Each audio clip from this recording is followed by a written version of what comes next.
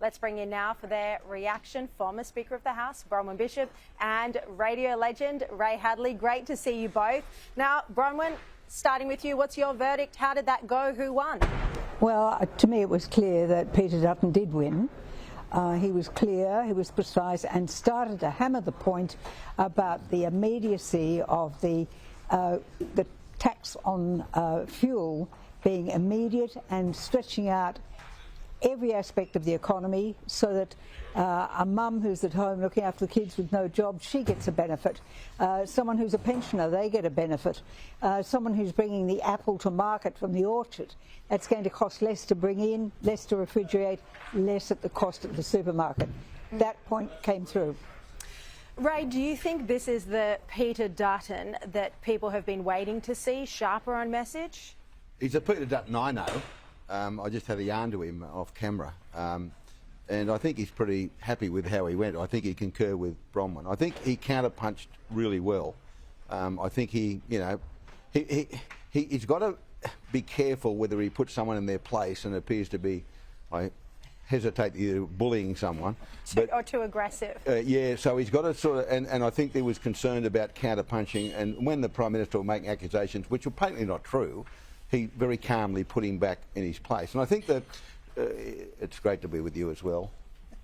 I love this lady. Beautiful moment. Love the reunion here, live we used to spend a lot of time together at Parramatta Leaf Club a long, long time ago. When I was a senator. It really is a reunion. She even back kicked in off the at a game I was calling. I did. Anyway, so she's a wonderful lady. But I thought the question from the owner-operator of the trucking, Winston Hills, I think it came from, which is just a stone's throw from here. I thought that was a really important question to ask. I mean, 15 months for a $5 tax cut or an immediate reduction in excise. What do you want? Which way do you go? I'm going to be fascinated by what Kieran Gilbert will reveal in relation to what the punters here thought. I spoke to many of them on the way in, just saying g'day and the rest of it. And it's hard to gauge what sort of crowd they are. You know, whether... They're undecided. Well... Maybe undecided, but you know, there were some pointed questions, and I thought they both handled the Gaza question as we'd expected. As you'd expect. I mean, from Albanese, we only heard a brief mention of hostages, whereas Dutton focused on... Well, he focused on that. He focused on what happened in October. Hamas's attack on October 7, and how any country would respond that way. Sharri, I don't want to bore your viewers, but it's one of the... Could never, Ray. It's one of the more salient points how Peter Dutton, Penny Wong et al. Have been as weak as water on the anti-Semitism that we've seen time and time again. 100%. And it's not in his DNA. It's not in his DNA. In another world, he was carrying a Palestinian flag and shouting as a younger man, and I think that he recurs back to that. And he wasn't even a younger man at the time. He was in Parliament when he was yelling into the megaphone. He's always been elbow the trot. So we've seen this election campaign, the Prime Minister almost on a weekly, if not daily basis, stand in front of a Medicare sign. Bronwyn, today, that critical moment where Albanese again got out the Medicare card and Peter Dutton said to the voter, well, did you need to get out your credit card as well? What did you think of that? Well, it impressed me so much. I got out my Medicare card and I got out my credit card, because every time I go to the doctor, this one has to be used. I was sitting next to Bronwyn when she did that, and I thought, she's got a Medicare card out. Then I saw the credit card and I thought, is there a clinic here? And then he mentioned there's one down the road at work before. But look, that stage prop, I thought that was probably his clumsiest part of the night, to all of a sudden, like Merlin the magician, produce a Medicare card in relation to a question about Medicare. You're thinking, well, did he know that question was coming? But obviously he knew he was going to use it. Yeah, and I think the other thing that came out, and you said to me, and we discussed the fact that he'll get pimples on his tongue when he keeps going on about what... He'll get what on his tongue? The Prime Minister will get pimples on his tongue. Now, Sharri, I've had to educate you on a lot fronts the last 4 weeks. It's an age-old expression that someone my age, certainly not the Senator's age, would understand, but my mother used to say, Raymond, if you keep telling lies, you'll get pimples on your tongue. And the other one was your nose will grow longer. Yes, well, I know the Pinocchio one, of course. All right, so there you go. And Dutton did pick up that theme tonight of the Prime Minister being dishonest, and he called him out on what he claimed were inaccuracies several times, Ray? Well, the best one was the energy. the nuclear. 600 billion when it's been costed at far less than that, and far less than what all these renewables are going to cost. And I'm glad he was able to give Casanova Bowen a send around as well in relation to his wind farms off the south coast of New South Wales and Port Stephens. Not even the Europe, because he kept harping on the Prime Minister about, oh, there's no one wants to invest in nuclear. It's because no one supports it from his side of politics. It's illegal.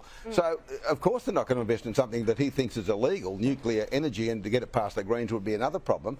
But he was there talking about what's happening. Well, no one wants to invest in the wind farms. They've all bailed. The Europeans have said, oh, hang on a sec, this isn't equitable. We're not going to make a quid out of this, so let's forget about it. I want to talk about the impact that this debate tonight will have on the election campaign now. Bronwyn, do you think this will be a reset for Peter Dutton? Is it enough of a reset if the commentators more broadly, as you know, all four of my guests tonight have said that Dutton came out ahead here, if not a clear win. So do you think this will give him the momentum that he needs? Well, yes, I do think it was a reset. And I think I'd like to congratulate Peter on the courage to come out and say that a policy that had been announced earlier was just plain wrong and was not going to be implemented at all. Didn't stop the Prime Minister speaking as if it was still the policy, but that's the sort of thing he does. But I think that for his own point of view, from the viewers that we had here, but the people who carry the story as well. Now, we know that we've got a press that is a press gallery, certainly from Canberra, that is more pro-Albanese. But I do think that the forcefulness of his presentation tonight can break through that. And it's certainly in the middle of the campaign. We won't start pre-poll voting until the 22nd. So this is an important part of the campaign for him to make that. Of course, we're coming up to school holidays. There's also then going to be Easter. Ray, what's your verdict on how this campaign is heading at the moment? Do you think Dutton can still recover to win, or is this really a two-term proposition for the opposition leader? Well, I think Peter Credlin made a very good point in both her program on this network and in writing about it, that the election can't be won or lost in the first week. It can't be, and it's a 5-week campaign. We're into the second of 5 weeks. I think Dutton started to mark his territory tonight. I think he was strong and effective. I think the Prime Minister was good, but not as good as Dutton. And so I did a bit of a head count talking to people, and I think Bronwyn makes a good point about the press gallery. They'll be clinging to the votes of those people there, like a lifebuoy, hoping it goes the way of the Prime Minister so they can then, I guess, write what they wish to write, as opposed to having a contrary view if it goes the other way.